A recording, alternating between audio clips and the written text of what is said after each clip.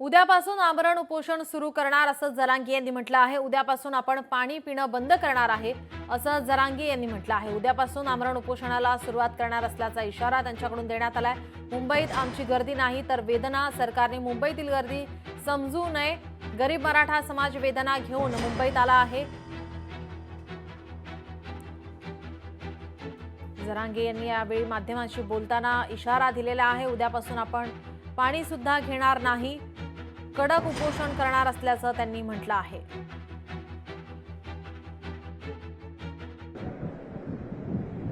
उद्यापासून मी आता कालवण आज पाणी पिलं, उद्यापासून पाणी पिणे सगळं उपोषणाचं मी बंद करणार। सरकार मागण्याची अंमलबजावणी करत नाही, त्याच्या लक्षात येत नाहीये, त्यामुळे उद्यापासून मी पाणी बंद करणार आहे। आमरण उपोषण कडक सुरू करणार। उद्यापासून पाणी सुद्धा बंद।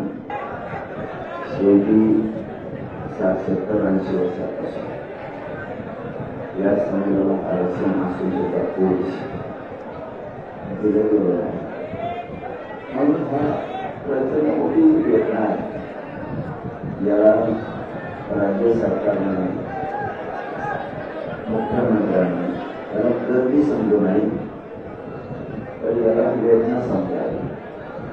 गोरगरिबांची लेकरांची वेदना आरक्षणासाठी म्हणून या गरीब मराठ्यांचे लोक मुंबईत आले।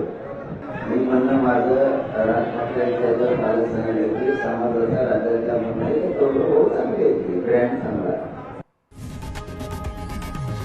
लोकशाही मराठी ऐका, पहा, जागरूक रहा।